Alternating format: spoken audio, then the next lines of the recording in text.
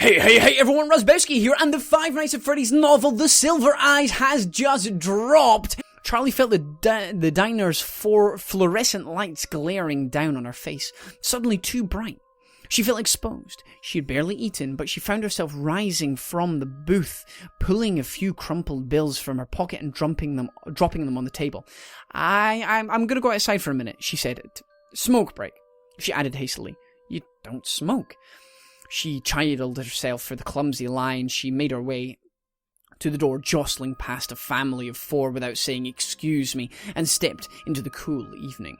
She walked to her car and sat on the hood, the metal denting slightly under her weight. She took in the breaths of the cool air as if it were water, and closed her eyes. You knew it would come up. You knew you would have to talk about it, she reminded herself. And she had practiced on the drive here, forced herself to think back to happy memories and to smile. Remember when? She thought she was prepared for this. But of course she had been wrong. Or why she would have to run out of the restaurant like a child. Charlie? She opened her eyes and saw John standing next to the car, holding her jacket out in front of him like an offering. You forgot your jacket, he said, and she made herself smile at him. Thanks, she said. She took it and draped it over her shoulders and slid over the car's hood for him to sit. Sorry about that, she said, and in the dim lights of the parking lot she could still see him blush to the ears. He joined her on the car's hood, leaving a deliberate space between them. I haven't learned to think about it before I talk, I'm sorry. John watched the sky as a plane passed overhead. Charlie smiled, this time unforced. It's okay. I knew it was going to come up. It had to, It sounds stupid, but I never think about it. I don't let myself. No one knows what happened except my aunt, and we never talk about it. Then I'd come here, and suddenly it's everywhere. I was just surprised, that's all. Uh-oh. John pointed, and Charlie saw Jessica and Carlton hesitating in the doorway to the diner. She waved them over, and they came. Remember that time at Freddy's when the merry-go-round got stuck and Marla and that mean kid Billy had to keep riding it until their parents plucked them off, Charlie said. John laughed and the smile broke across Charlie's face. Their faces were bright red, crying like babies. She covered her face, guilty that it was so funny to her. There was a brief, surprised silence, then Carlton started laughing. Then Marla puked all over him. Sweet justice, Charlie said. Actually, I think it was nachos, John added. Jessica wrinkled her nose. Oh, so gross. I never wrote it again, not after that. Oh, come on, Jessica, they cleaned it, said Carlton. I'm pretty sure kids puked all over that place. Those wet floor signs weren't there for nothing, right, Charlie? Don't look at me, she said. I never puked. We used to spend so much time there, privileges of knowing the owner's daughter. Jessica said, looking at Charlie with a mock accusation. I couldn't help who my dad was, Charlie said, laughing. Jessica looked thoughtful for a moment, then continued. I mean, how could you have a better childhood than spending all day at Freddy Fazbear's Pizza, she said. I don't know, said Carlton. I think the music got to me over the years. He hummed a few familiar bars of the song, and Charlie dipped her head to it, recalling the tune. Oh, I loved those animals so much, Jessica said suddenly. What's the proper term for them? Animals, robots, mascots? I think those are all accurate, Charlie leaned back. Well, anyway, I used to go and talk to the bunny. What was his name? Bonnie, Charlie said. Yeah, said Jessica. I used to complain to him about my parents. I always thought he had an understanding look about him. Carlton laughed. Animatronic therapy. Recommended by 6 out of 7 crazy people. Shut up, Jessica retorted. I knew he wasn't real. I just liked talking to him. Charlie smiled a little. I remember that, she said. Jessica in her prim little dresses, her brown hair and 2 tight braids, and a little kid out of an old book walking up to the stage when the show was over, whispering earnestly to the life-size animatronic rabbit. If anyone came up beside her, she went instantly silent and still, waiting for them to go away so she could resume her one-sided conversations. Charlie had never talked to the animals at her father's restaurant, or felt close to them like some kids seemed to.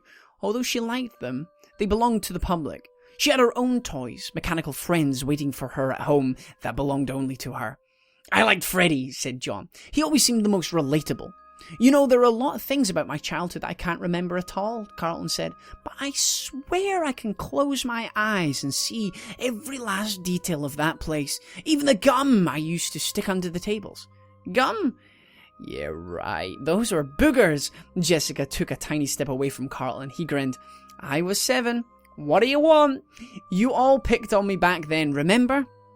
And Marla wrote, Carlton smells like feet on the outside wall. You did smell like feet, Jessica laughed with a sudden outburst. Carlton shrugged, unperturbed. I used to try and hide when it was time to go home. I wanted to be stuck in there overnight so I could have the whole place to myself. Yeah, you always kept everyone waiting, said John. And you always hid under the same table. Charlie spoke slowly, and when she did, everyone turned to her as though they had been waiting. Sometimes I feel like I remember every inch of it, like Carlton, she said. But sometimes it's like I hardly remember it at all. It's all in pieces, like I remember the carousel and that time it got stuck. I remember the drawings on the placemats. I remember the little things, eating that greasy pizza, hugging Freddy in the summer and his yellow fur getting stuck all over my clothes. But a lot of it is like pictures, like it happened to someone else. They were looking at her oddly. Freddy was brown, right? Jessica looked at the others for confirmation. I guess you really don't remember it that well at all. Carlton teased Charlie as she laughed briefly.